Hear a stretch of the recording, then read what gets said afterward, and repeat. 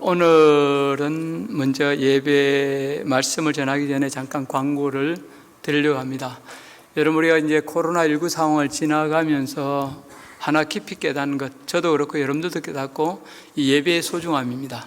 그래서 이 예배가 바로 세워질 때만 우리 성도들의 믿음도 바로 세워질 수 있고 또 은혜 가운데 걸어갈 수 있다는 사실을 다시 한번 깨닫게 되었습니다. 그래서 이 코로나 상황을 지나가면서 우리 교회 예배를 바로 세우기 위해서 한 3가지 정도를 결정하고 오늘 제가 여러분들에게 특별히 광고를 드립니다. 그래서 이 상황에 따라 앞으로 예배가 시행될 것이기 때문에 기도해 주시고, 또 이런 과정을 통해서 하나님께 드린 예배가 더욱 크게 부흥하고 또 성도들이 더 큰 은혜를 누릴 수 있도록 기도해 주시기를 부탁드립니다. 일단 예배를 바로 세우기 위해서 하는 것 3가지를 말씀드리겠습니다. 첫 번째로 주일 예배 횟수 및 예배 시간입니다. 여러분, 우리가 코로나19 전까지는 8시, 9시 반, 11시 반 3부 예배로 드렸습니다.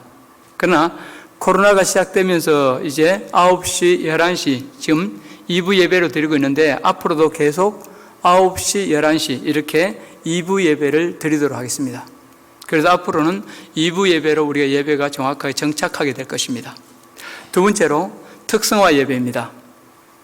주일 예배를 9시, 11시 2부로 드리면서 보다 많은 성도들이 취향에 따라서 더 적극적으로 예배에 참여의 은혜를 받도록 각 예배마다 특성이 있는 특성화 예배로 드리기로 했습니다. 그래서 9시에 드리는 일부 예배는 성가대 없이 찬양 중심의 예배로, 또 11시에 드리는 2부 예배는 성가대가 있는 전통 예배로 드리고자 합니다. 이를 위해서 찬양팀과 성가대를 새롭게 구성하려고 합니다. 찬양팀은 기존 3개 팀을 2개 팀으로 조정하면서 실력 있고 준비된 팀원들을 보강해서 좀 더 준비되고 활기찬 예배 만들어가고자 합니다. 두 번째로 성가대는 기존의 2개 성가대에서 하나의 성가대로 바뀌어집니다.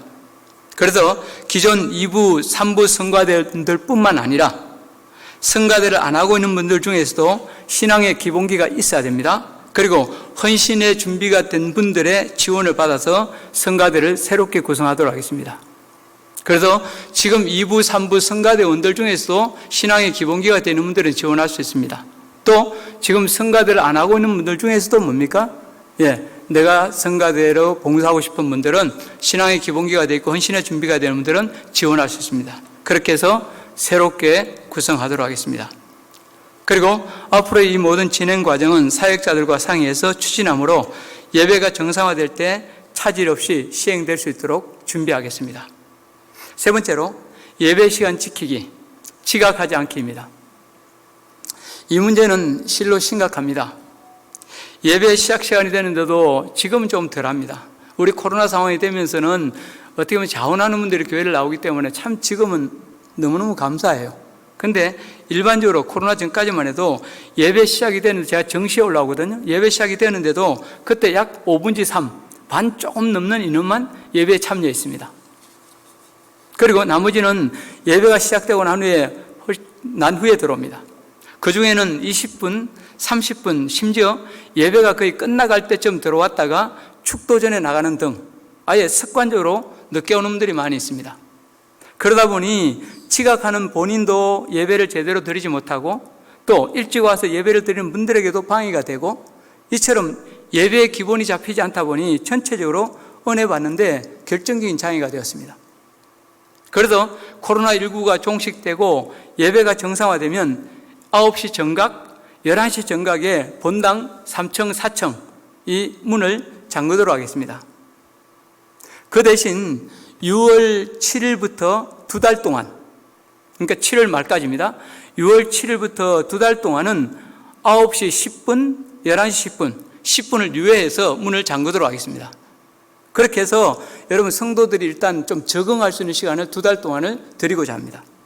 그리고 이 2달의 유예 기간이 끝나고 나면 8월 첫 주부터는 정확하게 9시 정각, 11시 정각에 본당의 모든 출입문을 잠그도록 하겠습니다. 여러분, 이 지각 문제에 대해서 많은 고민을 했습니다. 그러나 더 이상 하나님께 죄송하지 않기 위해서, 두 번째는 지각하는 성도들에게 건강한 변화의 기회를 주기 위해서, 세 번째는 예배에 더 집중해서 은혜 받기 위해서 이를 시행하기로 했습니다. 일로 아마 욕을 많이 먹을 것입니다. 그러나 제가 욕을 먹더라도 이를 통해 하나님께 드리는 예배가 제자리를 찾아가고 성도들의 예배 자세와 습관이 바뀔 수 있다면, 그리하여 성도들이 은혜 받고 하나님께 영광 돌 수 있다면 기꺼이 욕먹기로 작정했습니다. 이런 중심을 깊이 이해하시고 바로 다음 주 예배부터 정시에 미리 출석해서 은혜 받고 하나님께 영광 돌려주시기 바랍니다.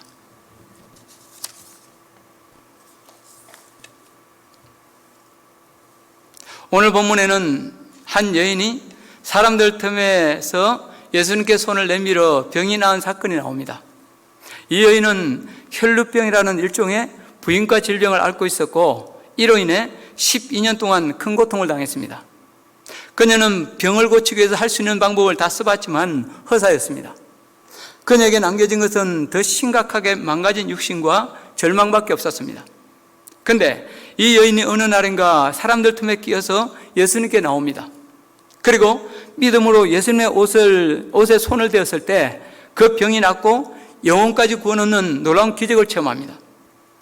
외경에 의하면 그녀의 이름은 베로니카라입니다. 베로니카는 예수님께서 십자가를 지고 골고다를 올라가시다가 쓰러졌을 때 자기 손수건으로 예수님의 얼굴을 닦아드렸고 그로 인해 그 손수건에 예수님의 얼굴이 새겨졌다는 전설 같은 일화를 남기고 있습니다.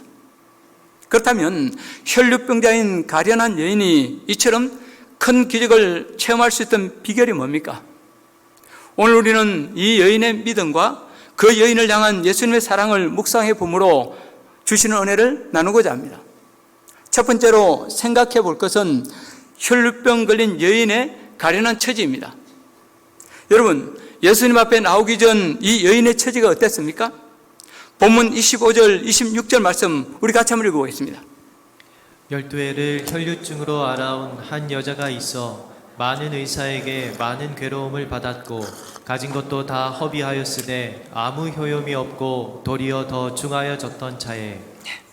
여러분, 우리는 이 여인의 절망적인 상황을 다음 두 가지로 생각해 볼 수 있습니다. 첫째는 육체적인 절망입니다. 그녀는 육체적으로 더 이상 어찌해 볼 도리가 없는 막다른 골목이었습니다. 원래 혈류증은 피가 계속 흘러내리는 일종의 하혈병입니다. 그런데 이 여인은 단순한 하혈병이 아니라 자궁에 종양이 생겨서 계속 피가 나오는 만성 하혈병으로 정세가 아주 심했습니다. 그래도 좋다는 약은 다 써보고 용하다는 의사는 다 찾아가 봤지만 차도가 전혀 없었습니다. 특히 오늘날은 환자가 의사에게 자기 몸을 내보이는 것 전혀 부끄러운 일이 아닙니다. 그러나 당시만 해도 여자가 외간 남자에게 자기 몸을 내보이는 것, 그것도 하체의 은밀한 것을 보여야 하는 것은 얼마나 수치스러운 일인지 모릅니다. 그러나 이 여인은 자기 병을 고치겠다는 일념으로 그 모든 부끄러움을 다 무릅썼지만 병은 낫지 않고 마음의 상처만 깊어갔습니다. 설상가상으로 가지고 있던 돈마저 다 떨어졌습니다. 그 당시 일반 서민들은 병원에 가는 것을 엄두조차 낼 수 없었습니다. 그런데도 여러 병원을 찾아다녔다는 것은 그녀가 원래 돈이 있는 재력가였음을 보여줍니다. 그러나 가지고 있던 돈도 다 바닥이 나버렸습니다. 이제 그녀에게 남은 것은 더 심하게 망가진 육체밖에 없었습니다. 경제적으로도 몰락한 채 병든 육신을 끌어안고 하루하루 살아야 하는 비참한 처지가 되고 말았습니다. 두 번째는 정신적인 소외와 절망입니다. 구약 성경에 보면 가정이나 마을에서 쫓겨나는 병이 두 가지가 있습니다. 하나는 문둥병이고 다른 하나는 혈루증입니다. 레위기 15장에 보면 이 유철병은 부중한 병으로 이 병에 걸리면 사람들 사이에서 정상적으로 살 수 없습니다. 성 밖으로 쫓겨나거나 분리되어서 가족이나 마을 사람들과 떨어져 살아야 했습니다. 게다가 그들은 성전에서 드리는 예배도 참여할 수 없었습니다. 병에 걸렸다는 단 한 가지 이유 때문에 하나님과 단절되고 사람들과의 모든 교제도 단절될 수밖에 없었습니다. 얼마나 가련한 처지입니까? 그러나 아픔은 이뿐만이 아닙니다. 예수님 앞에 나온 환자들은 다 자신의 상처를 내보이며 예수님이여, 내 이 상처가 너무너무 아픕니다. 이 상처 좀 고쳐주세요 하소연할 수 있었습니다. 심지어 나은 자들조차도 주여, 멀리 서지만 주여, 내 환부가 이렇게 썩어 들어갑니다. 제발 고쳐주십시오 부르짖을 수 있었습니다. 그러나 여러분, 이 여인은 어떻습니까? 자기가 무슨 병에 걸렸는지 예수님께 얘기할 수도 없고 그 환부는 더더구나 내보일 수가 없었습니다. 누구에게 하소연할 수 없고 그저 쏘가리만 할 뿐입니다. 또 이 혈루증은 정당한 이혼 사유가 되었습니다. 그러므로 이 여인은 이미 이혼당했을 확률이 아주 높습니다. 병들면 사람이 더 필요한 법인데 사회에서 쫓겨나고 가정에서마저 버림받은 비참한 신세였습니다. 어떻게 보면 이 여인의 가장 큰 고통은 혈루증이라는 병이 아니라 모두에게 소외당하고 버림받은 데서 오는 정신적 절망이라 할 수 있습니다. 여러분, 오늘 우리는 이 여인의 절망과 고독 속에서 현대인의 서글픈 자화상들을 보게 됩니다. 어느 목사님의 간증입니다. 그 목사님이 살아가는 교회에 한 성도의 가정이 있었습니다. 남편은 사회적으로 크게 성공해 사람들의 부러움을 한 몸에 받았습니다. 교회에서도 중책을 맡아 나름 열심히 사역을 하고 있는 사람이었습니다. 그런데 그의 아내가 충격적인 사실을 알게 되었습니다. 남편이 성병에 걸린 것입니다. 아내는 고민할 수밖에 없었습니다. 아이들은 아버지를 하늘처럼 생각하고 교회에서도 중책을 맡아 존경받고 있었습니다. 그러니 드러내놓고 싸움을 할 수가 없습니다. 그렇다고 아무 일 없는 것처럼 그냥 넘어가다니 미칠 지경이었습니다. 그래서 목사님에게 전화를 해서 엉엉 울며 이런 말을 하더라는 것입니다. 목사님, 이 사건을 겪으면서 아플 때 아프다고 얘기할 수 있는 것, 억울할 때 억울하다고 하소연할 수 있음이 얼마나 큰 행복인지를 비로소 깨달았습니다. 아파도 아프다 할 수 없고 너무 고통스러운데 드러내놓고 소리 지를 수도 없습니다. 이런 일을 어찌하면 좋습니까? 여러분, 지금 우리 주위에도 사회적인 체면이나 사람들의 이목 때문에 아무 일 없는 것처럼 살고 있지만 사실은 속이 까맣게 타들어가는 사람들 얼마나 많습니까? 친정 식구에게조차도 의논할 수 없고 가까운 친구와도 나눌 수 없는 이 아픔들이 얼마나 많습니까? 이렇게 볼 때 이 혈루증 걸린 여인의 이야기는 다른 누구의 이야기가 아니라 바로 나의 이야기요, 우리 모두의 이야기라 할 수 있습니다. 그러나 이 여인이 당한 칠흑같이 어두운 밤은 하나님을 만나는 놀라운 은총의 계기가 됩니다. 만약 그녀에게 혈루증이라는 문제가 없었다면 그녀는 예수님을 찾아가지도 않았을 것이고 아무 일도 일어나지 않았을 것입니다. 그러나 절망의 낭떠러지 앞에서 더 이상 어찌해볼 도리가 없게 되자 그녀는 마지막 소망을 예수님께 두고 몰래 예수님을 찾아갔습니다. 그리고 믿음으로 예수님의 옷자락을 붙잡았습니다. 그때 이 여인에게 새로운 길이 열렸습니다. 질병이 깨끗이 떠나고 하나님의 영광이 그녀에게 임했습니다. 구원의 은총을 덧입고 하나님의 딸이 되는 놀라운 권세를 잊게 된 것입니다. 사랑하는 성도 여러분, 여기도 우리가 세상 깨닫는 교훈이 무엇입니까? 예수 믿는 저와 여러분에게는 소위 끝장이나 절망이란 없다는 것입니다. 어떤 아픔, 어떤 고난이 있다 하더라도 그 고통 때문에 우리가 예수님 앞에 나갈 수만 있다면, 아니 믿음으로 예수님의 옷자락을 붙잡을 수만 있다면 그 아픔이야말로, 그 고통이야말로 더 큰 복을 누리는 출발, 아니 더 큰 하나님의 영광을 체험하는 축복의 문이 된다는 것입니다. 여러분에게 묻습니다. 우리 가운데 혹시 칠흑 같은 밤길을 걸어가는 분들 있습니까? 불치병에 걸려 있습니까? 내 힘으로는 어찌해볼 도리 없는 사면초가에 빠져 있습니까? 내게는 답이 없지만 그러나 우리 예수님에게는 해결책이 있습니다. 살 길이 있습니다. 말씀으로 다가오시는 이 기회를 여러분 놓치지 마시고 예수님만이 나를 구해 주실 수 있습니다. 나를 도와주십시오. 믿음으로 예수님의 옷자락을 꽉 붙잡으시기 바랍니다. 그러면 예수님께서 저와 여러분을 만나주시고 구원의 손길을 내밀어 주십니다. 어떤 어려움이 온다 할지라도 그 한계 상황을 뚫고 승리의 돌파구를 열어주십니다. 이 은혜를 다 체험할 수 있기를 주의 이름으로 축복합니다. 두 번째로 생각해 볼 것은 혈루병 걸린 여인의 믿음입니다. 여러분에게 한번 물어보겠습니다. 이 여인의 병이 낫고 영혼까지 구원받을 수 있던 비결이 뭡니까? 그 답이 본문 27절, 28절에 나오고 있습니다. 같이 읽어보겠습니다. 예수의 소문을 듣고 무리 가운데 끼어 뒤로 와서 그의 옷에 손을 대니 이는 내가 그의 옷에만 손을 대어도 구원을 받으리라 생각함일러라. 예수의 소문을 듣고 무리 가운데 끼어 뒤로 와서 그의 옷에 손을 대니. 여러분, 이 말씀 속에서 우리는 그녀가 불치병에서 해방될 수 있던 비결 두 가지를 발견할 수 있습니다. 첫째는 예수님에 관한 소문을 들었기 때문입니다. 병 나을 소망이라고는 전혀 없는 절박한 상황에서 그녀는 예수님에 관한 소문을 들었습니다. 예수란 분이 있는데 그분께 가면 어떤 병이라도 다 낫는다는 것입니다. 그분께 갔던 안전뱅이가 그 자리에서 일어났고 맹인이 눈을 떴고 문둥병도 고침받았다는 것입니다. 그리고 그 예수가 바로 하나님이라는 것입니다.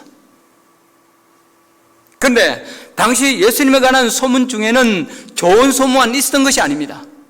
그 예수 미쳤다더라? 사람들을 선동해서 반역을 꾀한다더라? 거짓 교리를 전하는 이단이라더라? 등등 나쁜 소문도 아주 무성했습니다. 그러나 이 여인은 나쁜 소문에 대해서는 길을 막았습니다. 대신 예수님이 하신 기적과 말씀으로 그녀의 가슴과 머리를 가득 채웠습니다. 그러자 언제부턴가 그녀의 마음속에 그래, 나도 예수님을 만나면 살 수 있겠구나, 그런 기대와 소망이 생기게 되었습니다. 그리고 좀 더 지나자 예수님의 옷자락만 만져도 내 병이 나을 것이라는 확신이 들었습니다. 그래서 그녀는 믿음대로 예수님 뒤로 가서 그 옷자락을 만졌고 그 결과 놀라운 치유 역사가 일어날 수 있었습니다. 여러분, 여기도 우리는 믿음에 관한 중요한 진실을 발견할 수 있습니다. 살아가면서 하나님의 능력, 하나님의 기적을 체험하기 위해서는 우선 예수님에 관한 소문, 예수님에 관한 말씀, 그것도 부정적이고 나쁜 소문이 아니라 긍정적인 소문, 믿음의 말씀을 들어야 한다는 것입니다. 그래야 내 가슴과 내 머리를 예수님을 긍정하는 믿음, 아멘의 신앙으로 채워야 한다는 것입니다. 그래야 그 믿음이 내 생각과 행동을 변화시켜 하나님의 놀라운 능력을 체험케 하는 것입니다. 그래서 여러분, 로마서 10장 17절에서 사도 바울이 직접 뭐라고 했습니까? 그러므로 믿음은 들음에서 나며 들음은 그리스도의 말씀으로 말미암았느니라. 자, 보십시오. 믿음은 들음에서 나며 들음은 무엇으로 말미암아? 세상 잡스러운 이야기로 말미암아? 남들 욕하고 비난하는 이야기로 말미암아? 아니면 서로 흉보는 이야기로 말미암아? 그것이 아니죠. 그리스도의 말씀으로 말미암아 믿음이 생기다고 말하고 있습니다. 또 여러분, 고린도후서 1장 20절에서는 뭐라고 말씀하고 있습니까? 하나님의 약속은 얼마든지 그리스도 안에서 예가 되니 그런즉 그로 말미암아 우리가 아멘하여 하나님께 영광을 돌리게 되느니라. 여러분 보십시오. 내 생각에는 아무리 아닌 것 같고 내 생각에는 아무리 틀린 것 같아도 하나님께서 말씀하실 때, 하나님께서 말씀을 선포하실 때 일단 아멘, 예로 받고 믿음으로 걸어가면 우리는 반드시 그 약속의 성취를 보고 하나님께 영광 돌리게 된다는 것입니다. 그렇습니다, 여러분. 같이 신앙생활 하지만 어떤 사람은 순간순간 하나님의 능력과 은혜를 체험합니다. 심지어 고난 속에서라도 순간순간 도우시는 주님의 깊은 은혜를 체험합니다. 그리하여 신앙의 연륜이 되어 갈수록 간정이 많아지고 그 삶도 윤택해져서 그래서 향기가 크게 나타납니다. 반면에 어떤 사람은 믿는다고 하지만 하나님의 은혜를 제대로 체험하지 못합니다. 하는 일마다 막히고 살아가는 재미가 없습니다. 사람들의 관계도 화평보다는 다툼이나 갈등이 더 많아 덕을 끼치지 못합니다.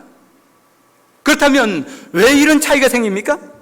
그것은 말씀을 받는 태도의 차이요, 믿음의 차이입니다. 여러분, 믿노라 하면서도 실패하는 사람들 한번 자세히 보십시오. 그들에게는 공통된 특징이 두 가지 있습니다. 하나는 믿노라 하면서도 하나님의 말씀을 온전히 신뢰하지 못합니다. 그래도 무슨 말씀을 듣든지 꼭 토를 붙인다는 것입니다. 오늘 예배 은혜 받았어. 근데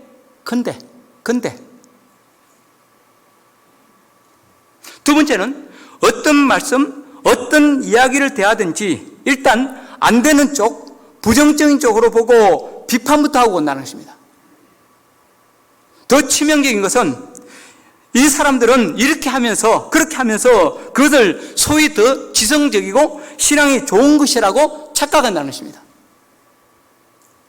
반면에 여러분, 성공하고 잘 되는 사람들 잘 보십시오. 그들은 일단 겸손합니다. 하나님의 약속과 말씀에 대해서 바보 서로리만큼 긍정적이고 적극적입니다. 자기 생각과 달라도 하나님 말씀에 대해서는 일단 아멘으로 받습니다. 그리고 그 말씀을 믿고 주님께서 행하실 역사를 기대하며 기꺼이 순종의 발걸음을 떼어놓습니다. 사랑하는 성도 여러분, 우리 중 그 누구도 신앙의 실패자, 낙오자가 되고 싶은 사람은 없을 것입니다. 다 인정받는 주님의 멋진 제자, 인생의 승리자가 되고 싶을 것입니다. 그렇다면 지금 이 시간 내 마음속을 한번 깊이 들여다보십시오. 우리의 속사람을 살짝 가리고 있는 위선의 껍데기, 가식의 껍데기를 걷어내고 벗겨내고 그 밑바닥에 그 속에 무엇이 있는지를 한번 보십시오. 아직도 버리지 못한 부정적인 생각의 덩어리들, 쾌쾌히 쌓여있는 불신앙의 오물들, 죄와 정욕에 들어온 쓰레기들, 여전히 깨지지 않고 남아있는 시기심과 질투심의 찌꺼기들이 가득하지 않습니까? 그러나 내가 예수 믿는 자라면 이제 더 이상 이런 죄된 것들을 용납해서는 안 됩니다. 바로 회개함으로 파내버려야 합니다. 내 속에서 부정적인 생각, 불신앙적인 마음이 들 때마다, 비난의 오물과 시기심의 찌꺼기들이 올라올 때마다, 악한 죄의 정욕이 스물거리며 내 마음을 사로잡으려고 할 때마다 예수의 이름으로 물리치고 회개함으로 깨끗이 청소하시기 바랍니다. 그리고 나의 내면을 하나님 말씀과 하나님 약속에 대한 긍정, 예, 아멘으로 차곡차곡 채워가시기 바랍니다. 그러면 내 생각이 바뀌고 가치관이 달라지고 행동까지 변하게 됩니다. 그래야 마침내 절망이 변하여 감사의 찬송이 되고 하나님께서 친히 치유하시고 새롭게 하시는 놀라운 역사를 체험할 수 있습니다. 이 믿음의 주인공 다 될 수 있기를 주의 이름으로 축복합니다. 두 번째로, 믿음대로 직접 예수님께 나아가 그 옷자락을 만졌기 때문입니다. 여러분, 구설이 서말이라도 깨어야 보배라는 옛 속담이 있습니다. 그렇습니다. 이 여인의 병이 나을 수 있었던 두 번째 비결은 그 믿음대로 실천했기 때문입니다. 여러분 한번 보십시오. 오늘 본문에 나오는 여인의 믿음은 너무 단순하고 순진해서 조금은 어이가 없어 보일 정도입니다. 이 여인은 예전에 예수님을 만난 적이 없습니다. 그냥 예수님의 말씀과 행하신 기적에 대해서 전해 듣기만 했을 뿐입니다. 그런데도 이 여인은 예수님을 믿었습니다. 그리고 그 믿음대로 예수님께 나아가 옷자락을 몰래 만졌습니다. 이것이 전부였습니다. 그런데 이 단순한 믿음과 실천이 기적을 일으켰습니다. 저는 이 말씀을 묵상하면서 특별히 제 주의를 끄는 한 단어를 발견했습니다. 그것은 본문 34절에 나오는 따라, 예수님께서 혈루병 걸린 여인을 향해 따라하고 부르신 단어입니다. 여러 가지 정황으로 미루어 볼 때 여러분, 예수님보다 이 여인이 나이가 많은 것이 거의 확실합니다. 그렇죠? 그런데도 여러분, 왜 예수님께서는 여인이여 아니면 누님이여 하지 않으시고 따라하고 부르셨을까요? 그 답은 바로 그녀의 믿음, 다시 말해서 어린아이와 같이 순전한 그녀의 믿음 때문이었습니다. 그녀는 예수님을 믿되 머리로 계산하지 않았습니다. 앞뒤를 재보지 않았습니다. 그렇다면 절대로 예수님 앞에 나갈 수 없었고 그 옷자락은 더더욱이 붙잡을 수 없었을 것입니다. 그녀는 마치 어린아이가 엄마 품을 파고들듯이 온전히 신뢰하는 믿음으로 예수님의 옷자락을 붙잡았고 그때 큰 치유와 구원의 역사가 일어났습니다. 여러분, 오늘날 교회의 큰 병폐가 무엇입니까? 머리로 아는 것은 많고 생각은 많은데 그 아는 것에 준하는 실천이 없다는 것입니다. 어린아이와 같이 순전한 믿음을 보기 어렵다는 것입니다. 오늘날 교회는, 아니 성도들은 예수 믿는 것, 신앙생활 하는 것을 너무 복잡하고 관념적인 것으로, 사변적인 것으로 만들어버리고 말았습니다. 그래서 뭐든지 많이 알아야 구원 얻고 신앙도 성숙할 수 있다고 착각하게 됐습니다. 그래서 소위 지식이 많은 사람이 신앙 좋은 사람으로 그렇게 오해하고 착각되고 있습니다. 그러나 진정한 믿음, 아니 성숙한 믿음이 무엇입니까? 하나님에 대한 온전한 신뢰요, 그 믿음에 따르는 실천입니다. 순종입니다. 여러분, 아브라함을 한번 보십시오. 이미 알고 있는 대로 아브라함 당시에는 성경이 없었습니다. 그렇다고 교회가 있었던 것도 아니고 목사도 없었습니다. 그야말로 가물에 콩나듯이 주어지는 하나님 말씀 따라 살아가야 했습니다. 따라서 성경 지식을 가지고 우리가 비교한다면 아브라함은 거의 초월할 수 있습니다. 다시 말해서 우리가 대학생이라면 그는 초등학교 1, 2학년 수준이라 할 수 있습니다. 그런데도 아브라함은 그의 성숙한 믿음으로 성경을 많이 아는 저와 여러분을 부끄럽게 만들고 있습니다. 아니, 저와 여러분이 본받고 따라가야 될 믿음의 조상, 복의 군으로 오늘도 우리 앞에 우뚝 서 있고 우리에게 많은 도전과 교훈을 주고 있습니다. 여러분, 여기에도 우리는 한 가지 질문을 던지지 않을 수 없습니다. 그것은 아브라함과 우리 사이에 이런 차이가 생기게 된 원인이 뭔가 하는 것입니다. 그렇죠? 그 대답은 하나입니다. 아브라함은 하나님을 믿었고 그 말씀대로 순종했습니다. 반면에 우리는 말씀을 많이 알고 믿노라 하지만 말씀대로 실천하지 않는다는 것입니다. 그렇습니다, 여러분. 이제 우리는 우리의 믿음은 더 명확하고 단순해져야 합니다. 믿음과 실천이 함께 가야 필요가 있습니다. 우리가 성경을 아무리 많이 알고 예수님에 관한 지식이 아무리 풍부하다 할지라도 그 지식이 우리를 참된 믿음과 실천으로 끌어주지 못한다면 그것은 바른 믿음이 아닙니다. 오히려 내가 안다고 하는 그 생각이 지나치게 커져버린 우리의 머리가 스스로를 속이고 행함없는 그 짓으로 저와 여러분을 몰아갈 뿐입니다. 이제 세 번째로 살펴보고자 하는 것은 예수님의 반응입니다. 혈루병 걸린 여인이 믿음으로 예수님의 옷자락을 만졌을 때 놀라운 일이 일어났습니다. 혈루의 근원이 마르고 병이 깨끗이 나아버렸습니다. 그런데 바로 그 다음 순간 예수님께서 가던 길을 멈추시고 갑자기 누가 내 옷에 손을 대었느냐 그렇게 물으십니다. 여러분, 그때 제자들이 뭐라고 했습니까? 본문 31절입니다. 같이 읽어보겠습니다. 제자들이 여짜오되 우리가 애워싸 미는 것을 보시며 누가 내게 손을 대었느냐 물으시나이까 하되. 이렇게 좀 더 쉽게 풀어볼 수 있겠죠. 예수님, 지금 이렇게 많은 무리들이 예수님을 에워싼 채 밀고 당기고 부딪히고 난리인데, 아니 누가 내 옷에 손을 댔냐고 묻는 게 말이나 됩니까? 여러분, 여기도 우리는 제자들과 예수님 사이에는 근본인 괴리감을 볼 수 있습니다. 그리고 어찌 생각하면 예수님보다 제자들의 생각이 더 현실적이고 타당한 듯이 보이기까지 합니다.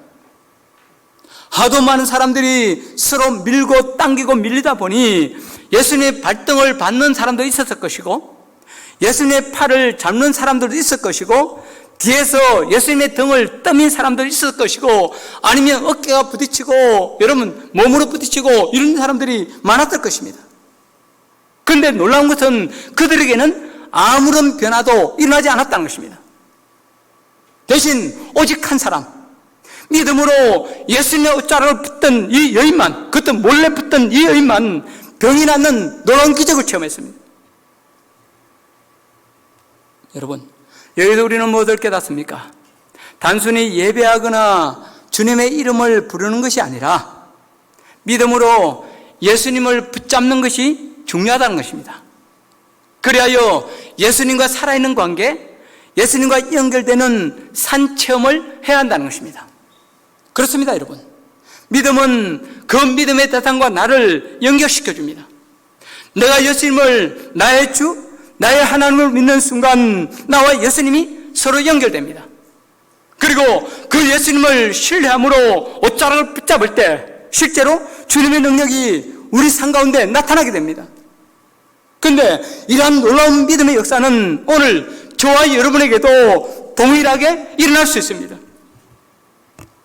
이 시간에도 믿음으로 예수 그리스도를 붙들 때, 아니 하나님 말씀을 아멘으로 화답할 때 참된 만남이 이루어지고 하늘의 능력이 나에게로 전달되는 것입니다. 근데 이 말씀을 묵상하면서 제 가슴이 참 많이 아팠습니다. 지금도 세계 70억 인구 가운데 20억이 넘는 사람들이 예수님 주위에서, 예수님 곁에서 밀리고 있습니다. 우리나라만 해도 900만이 넘는 성도들이 예수님의 손이라도 한번 잡아보려고, 예수님 가까이 가보려고 예수님 뒤에서 서로 밀리며 이리저리 왔다 갔다 하고 있습니다. 그러나 저들 중에 정작 믿음으로 예수님의 옷자락을 붙잡는 사람, 그 사람은 과연 몇이나 되겠습니까? 예수님 주위에 몰려있던 수많은 군중처럼 그냥 의미 없는 몸짓과 부딪힘으로 끝나고 있지는 않습니까? 이제 우리는 더 이상 예수님과의 피상적인 만남, 끝돌기 만남으로 만족해서는 안 됩니다. 믿음으로 십자가 위에서 쏟으신 예수님의 피 흔적을 내 가슴에 가져야 합니다. 부활 능력을 믿는 믿음으로 우리 주님의 옷자락을 꽉 붙잡아야 합니다. 아니, 우리 모두 간절한 믿음으로 이렇게 부르짖어야 합니다. 예수님, 내 영혼의 병이 너무 중하고 이 고통의 멍에를 견딜 수 없어서 내가 예수님 만졌습니다. 내 인생의 짐과 병고가 너무 무거워서 도저히 이겨낼 수가 없습니다. 그래도 내가 주님의 옷자락을 만졌습니다. 나 이제 죄의 길을 버리고 주님 뜻대로 살고 싶어 예수님 옷자락 만졌습니다. 그럴 때 그 믿음을 받으시고 예수님 친히 말씀해 주십니다. 누가 내 몸에 손을 대느냐. 오늘 예배하는 저와 여러분 모두가 이 은혜를 체험할 수 있기를 주의 이름으로 축복합니다. 이제 본문으로 돌아와서 예수님의 질문을 다시 한번 보겠습니다. 아까도 계속 말씀드렸지만 수많은 사람들이 몰려 서로 밀고 밀치는 상황에서 예수님이 구태여 누가 내 몸에 손을 대느냐고 물으신 이유가 뭡니까? 그 답은 혈루병 걸린 한 여인을 향한 주님의 깊은 사랑과 연민 때문입니다. 여러분, 이 여인의 입장에서 한번 생각해 보십시오. 이 여인은 천신만고 끝에 예수님을 찾아왔지만 다른 병자들처럼 드러내놓고 병을 고쳐달라고 할 수 없었습니다. 그야말로 아무도 몰래 예수님의 옷자락을 붙잡을 수밖에 없었습니다. 왜? 당시 혈루병 걸린 사람들은 정상인들 사이에 끼어 있거나 정상인의 몸에 손을 댈 수 없었기 때문입니다. 또 믿음으로 예수님의 옷자락을 붙들기는 했지만 자기 병이 그렇게 깜짝같이 나으리라고는 상상도 못했을 것입니다. 그런데 순간적으로 병이 나와버렸습니다. 12년 동안 그렇게 애를 써도 안 되던 병이 아주 깨끗하게 한순간 없어져 버렸습니다. 그러니 여러분, 이 여인이 얼마나 놀라고 당황했겠습니까? 그 상황에서 만약 예수님이 모른 척하고 지나가셨다면 어떤 일이 났을까요? 그녀의 육신의 병은 고쳤을지 몰라도 그 영혼의 문제는 해결할 수 없었을 것입니다. 오히려 부정한 몸으로 하나님이신 예수님의 몸을 몰래 만졌다는 그 죄책감이 그녀 안에 영원히 남아있었을 것입니다. 그래서 예수님은 가던 길을 멈추시면서까지 누가 내 옷에 손을 떼었느냐 물으신 것입니다. 여러분, 예수님의 부르심 앞에 이 여인은 떨며 나올 수밖에 없었습니다. 어떤 꾸중과 책망을 받을지 몰라 두려워하며 나왔을 것입니다. 그런데 주께서 그녀에게 뭐라고 말씀하셨습니까? 본문 34절입니다. 같이 읽어보겠습니다. 예수께서 이르시되 딸아 내 믿음이 너를 구원하였으니 평안히 가라 내 병에서 놓여 건강할지어다. 예수님은 두려움에 떠는 여인을 향해 자기에게 일어난 그 기적으로 말미암아 어찌할 바를 몰라 하는 그 여인을 향해 부정한 주제에 내 몸에 손을 대? 그렇게 질책하지 않으셨습니다. 오히려 모든 사람 앞에서 따라 불러주심으로 그녀의 모든 죄와 수치를 벗겨주시고 존귀한 하나님의 딸로 우뚝 세워주셨습니다. 사람들의 눈에는 그야말로 가치없는 여인, 병대로 부정한 여인인지 몰라도 예수님에게는 온 천하를 주고도 바꿀 수 없는 참 사랑의 대상이었습니다. 또 이것이 바로 저와 여러분 한 사람 한 사람을 향한 우리 주님의 관심이요 사랑입니다. 그렇습니다, 여러분. 혹시 우리 가운데 죄책이나 꺼리낌 때문에 주 앞에 나가기가 주저되는 분들이 있습니까? 하나님께서 내 이런 문제까지 해결해 주실까? 의심이 들어 기도하기를 주저하는 분들 있습니까? 또 하나님께서 나처럼 보잘것없는 자에게 관심 가져주실까? 스스로 의기소침되는 분들이 있습니까? 그러나 예수님은 여러분 한 사람 한 사람, 여러분 한 사람 한 사람을 천하보다 귀하게 여기십니다. 따라서 우리가 믿음으로 예수님의 옷자락을 붙들기만 하면 언제라도 두 팔 벌려 저와 여러분을 안아주십니다. 성령님께 상의하고 내 주 대신 예수님을 신실하게 따라가면 아무리 더러운 죄를 할지라도 눈처럼 깨끗이 씻어주시고 아무리 큰 문제를 할지라도 한순간에 해결하시고 구원의 세계를 열어주십니다. 아니, 딸아, 네 믿음이 너를 구원하였으니 평안히 가라고 말씀해 주십니다. 이제 결론을 맺고 싶습니다. 사랑하는 성도 여러분, 예배하십니까? 말씀을 들으십니까? 기도하십니까? 그렇다면 더 이상 형식적인 예배, 끝모양의 예배가 아니라 믿음으로, 산믿음으로 하나님을 붙드십시오. 믿음으로 말씀 듣고 믿음으로 찬양하고 믿음으로 기도하십시오. 그래야 당시 예수님 주위에 몰려있던 수많은 군중이 아니라 혈루병 걸린 이 여인처럼 믿음으로 우리 주님의 옷자락, 예수님의 옷자락을 꽉 붙드십시오. 주님께서 은혜 주시지 않으면 이 손 절대로 놓을 수 없다는 간절한 심정으로 우리 주님께 집중하십시오. 그러면 그 한 번의 기도로, 그 한 번의 말씀으로, 그 한 번의 찬양으로, 그 한 번의 순종으로 저와 여러분의 생애가 180도 바뀌는 큰 기적을 체험할 수 있습니다. 아니, 앞으로도 계속 이런 믿음으로 주님 옷자락 붙들고 가면 여러분의 생애가 온통 감사와 기적이 될 수 있습니다.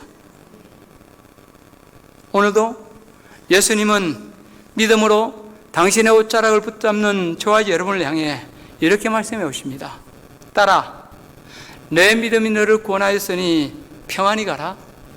내 병에서 놓여 건강할지어다. 딸아, 아들아, 네 믿음이 너를 구원하였으니 평안히 가라. 내 병에서 놓여 건강할지어다. 내 고통에서 놓여 평안할지어다. 네 문제에서 놓여 형통할지어다. 네 죄책과 눌림에서 놓여 자유할지어다. 미움과 정오의 사슬에서 놓여 자유할지어다. 이 은혜가 오늘 예배하는 저 여러분들 가운데 충만할 수 있기를 주의 이름으로 축복합니다. 찬양하고 기도하겠습니다.